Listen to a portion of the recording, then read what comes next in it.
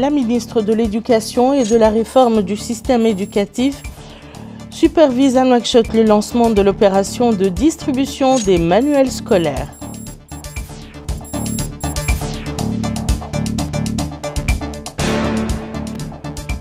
Notre pays reçoit un don de produits alimentaires des Émirats arabes unis en appui aux efforts du gouvernement suite aux dernières inondations.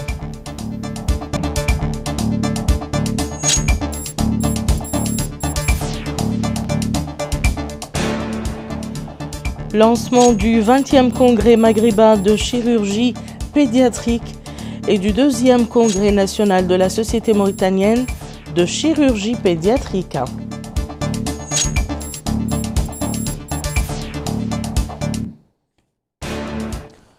Madame, Monsieur, bonsoir et bienvenue dans le journal. Le président de la République, président de l'Union africaine, Monsieur Mohamed Ould Cheikh Al Ghazouani, a quitté aujourd'hui la capitale de l'Azerbaïdjan après sa participation au sommet de la Convention cadre des Nations Unies sur les changements climatiques COP29. Avant son départ, le président de la République et président de l'Union africaine, Monsieur Mohamed Ould Cheikh Al Ghazouani, avait visité le pavillon Mauritania à l'exposition de Bakou. Le président de l'Assemblée nationale, Mohamed Bamba Maguette, a reçu aujourd'hui dans son bureau à Nouakchott l'ambassadeur de l'État du Qatar auprès de notre pays, son Excellence Monsieur Shahin Ben Ali Al-Kaabi. La réunion a discuté des mécanismes de coopération conjointe et des moyens de la renforcer et de la développer pour servir les intérêts des deux peuples frères. L'audience s'est déroulée en présence du député Siham Mohamed Yahya Najm, présidente du groupe parlementaire d'amitié mauritano-qatari. La commission des finances de l'Assemblée nationale a tenu ce matin, sous la présidence de M. Ali Mamadou Kane, une réunion consacrée à l'examen du projet de loi de finances initiale pour l'année 2025. La commission a écouté les explications détaillées du ministre de l'Économie et des Finances, M. Sid Ahmed Ould, qui a mis en exergue les dispositions du projet de loi de finances et les volets de son exécution.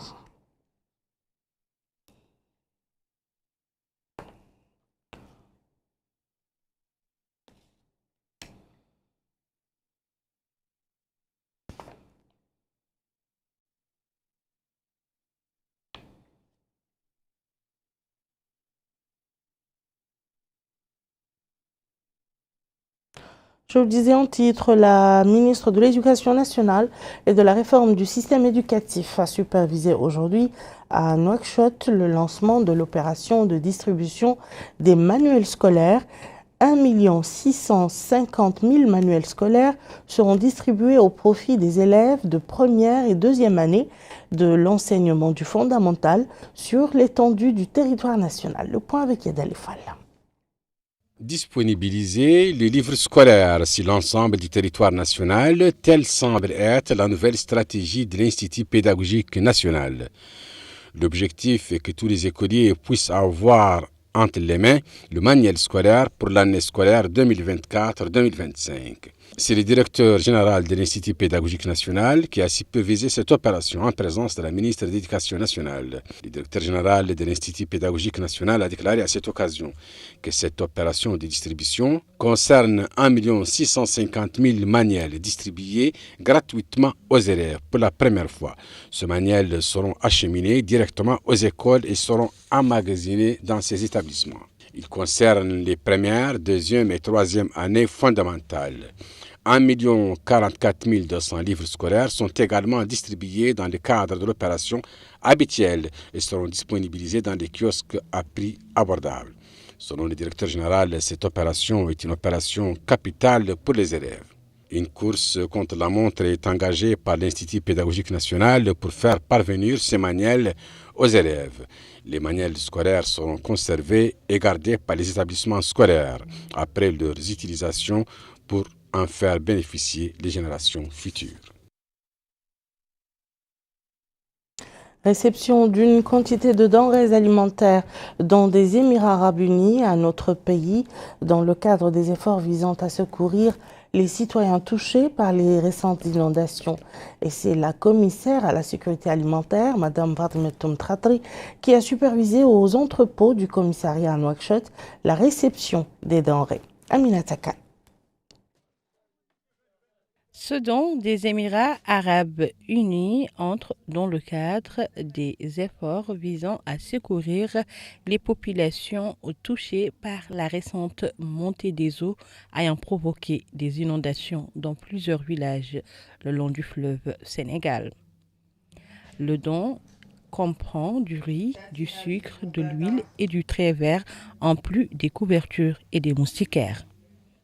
Supervisant la cérémonie de réception, la commissaire à la sécurité alimentaire, Fatima Khatri, a précisé que l'initiative des Émirats arabes unis d'offrir un don à notre pays en soutien aux efforts pour faire face aux récentes inondations s'inscrit dans le cadre des engagements du gouvernement mauritanien pour aider les citoyens exposés aux catastrophes naturelles et renforcer la résilience des groupes vulnérables.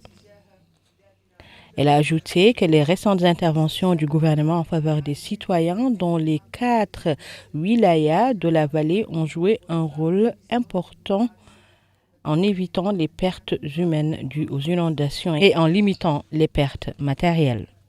Madame Fatima Tratri a déclaré que le don émirati est d'une grande importance car il traduit la volonté des Émirats arabes unis d'exprimer leurs valeurs de solidarité et de fraternité envers notre pays chaque fois que l'occasion se présente. Elle a dans ce siège remercié nos frères émiratis pour leur appui constant, souhaitant aux relations entre nos deux pays davantage de développement et de prospérité au service des deux peuples frères et en réponse aux aspirations des dirigeants des deux pays. L'ambassadeur des Émirats arabes unis dans notre pays, son Excellence Hamad Ghanem Lemheri, a exprimé sa joie de recevoir ce don, soulignant qu'il s'agit d'un message de solidarité et de fraternité des Émirats arabes unis à l'endroit de notre pays. Il a également exprimé les efforts déployés par les Émirats arabes unis pour consolider les relations de fraternité et de coopération existant entre nos deux pays pour répondre aux aspirations des dirigeants de servir les deux peuples et d'honorer la longue histoire de ces relations profondément enracinées et bâties par les pères fondateurs.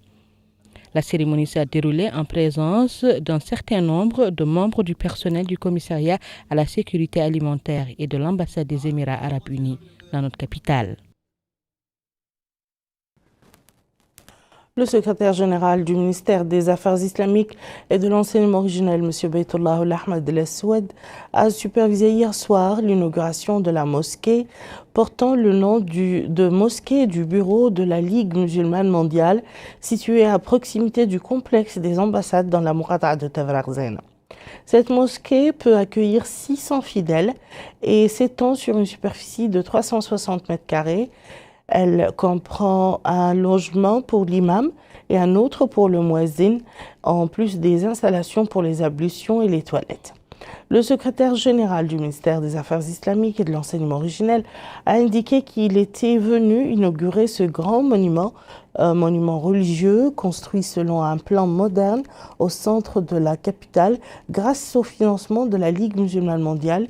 Il a ajouté que le président de la République, M. Mohamed El Ghazouani, accorde une grande attention à la construction, à la gestion et à l'entretien des mosquées. L'inauguration s'est déroulée en présence du secrétaire général de l'Association des savants mauritaniens, du Hakem de Tavraghzena et du conseiller chargé de la communication du ministère. Je vous le disais en titre, le 20e congrès maghrébin de chirurgie pédiatrique et le 2e congrès national de la Société mauritanienne de chirurgie pédiatrique ont débuté ce matin dans la capitale. Les participants à cette réunion discuteront des développements scientifiques les plus importants dans le domaine de la chirurgie pédiatrique et des défis auxquels sont confrontés des spécialistes dans ce domaine. Bokar Bouilabans en dit plus.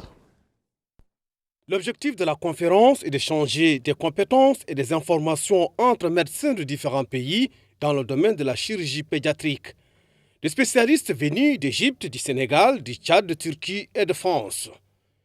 L'occasion pour la secrétaire générale du ministère de la Santé, Mme Alia Yahya Milkous, d'indiquer que tout le monde est conscient de l'importance exceptionnelle accordée par les pouvoirs publics au développement des infrastructures sanitaires et au soutien de la santé de base et préventive en vue de fournir des services de santé à tous les Mauritaniens, en particulier lorsqu'il s'agit des enfants, qui sont les piliers de l'avenir et les éléments constitutifs d'un lendemain radieux.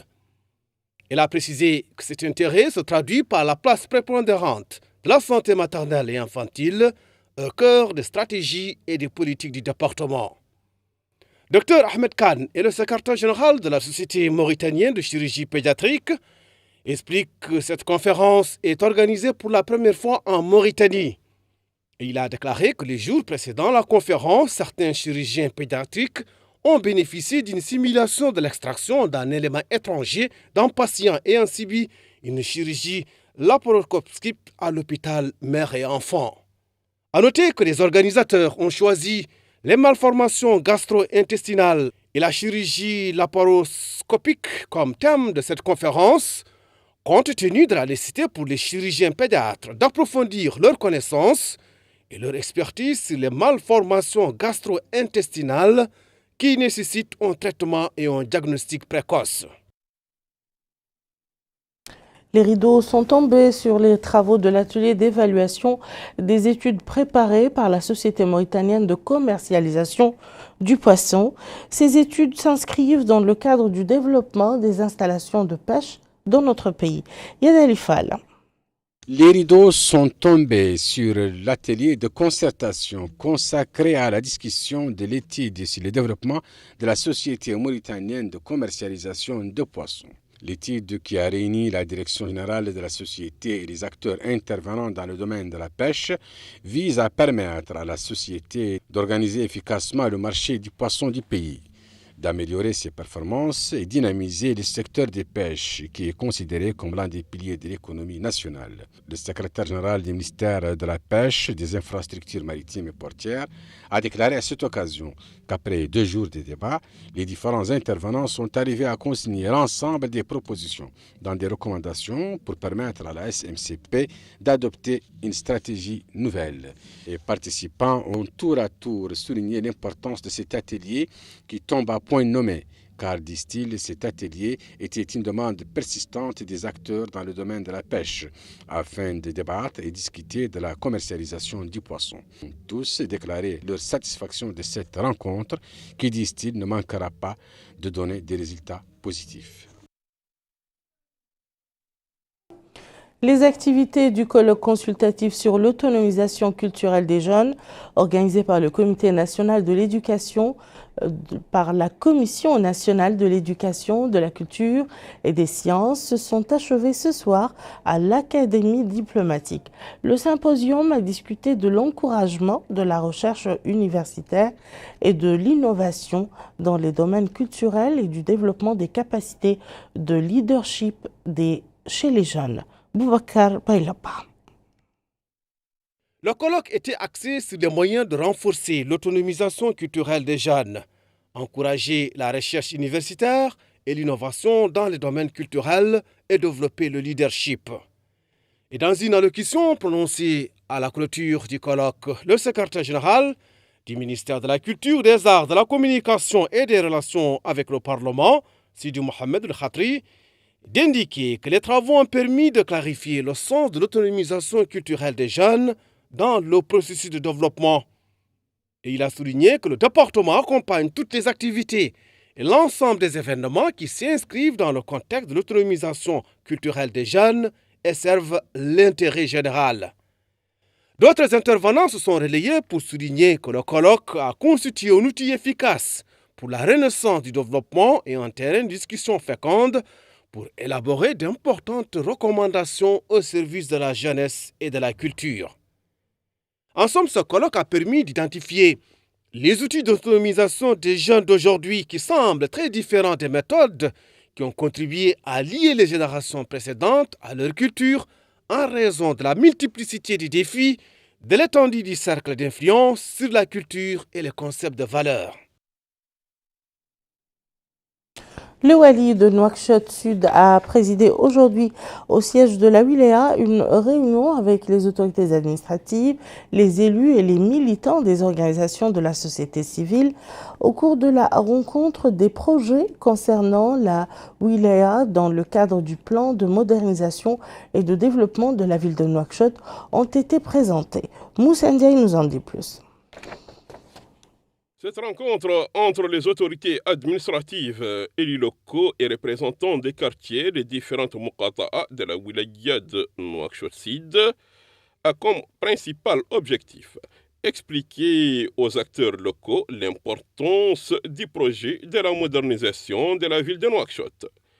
Monsieur Nyang Jibril, Wali de Nouakchott Sud, a déclaré que cette rencontre vise à sensibiliser les uns et les autres sur l'importance de cet ambitieux projet qui couvre, dit-il, plusieurs secteurs, notamment dans le domaine des transports, des établissements scolaires, de l'hydraulique et de l'électricité, des structures liées à la santé publique et la réhabilitation des différentes infrastructures de la culture et des sports.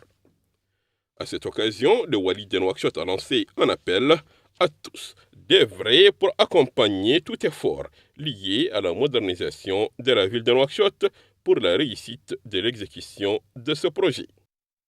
Les maires de toutes les communes de Nouakchott Sud présents à cette activité ont de leur côté présenté leurs exposés, leurs observations et recommandations au nom des habitants de leur municipalité pour répondre, disent-ils, aux aspirations des citoyens. Quant aux représentants de la société civile, ils ont mis l'accent sur la nécessité de veiller sur l'exécution de tous les projets de la modernisation de la ville de Nouakchott.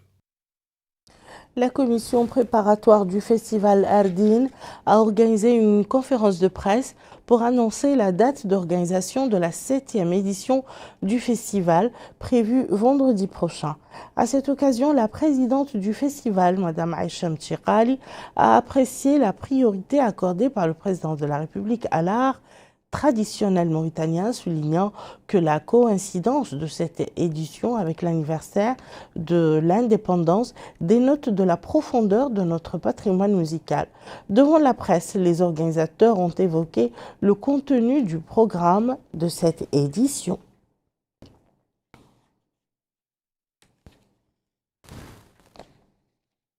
Ainsi donc prend fin ce journal. Je vous en rappelle les principales informations. La ministre de l'Éducation et de la réforme du système éducatif supervise à Nouakchott le lancement de l'opération de distribution des manuels scolaires.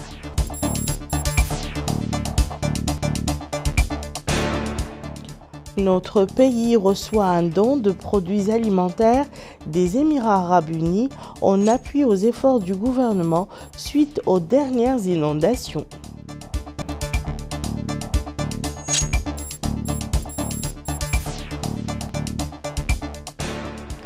Et puis lancement du 20e congrès maghrébin de chirurgie pédiatrique et du 2e congrès national de la Société mauritanienne de chirurgie pédiatrique.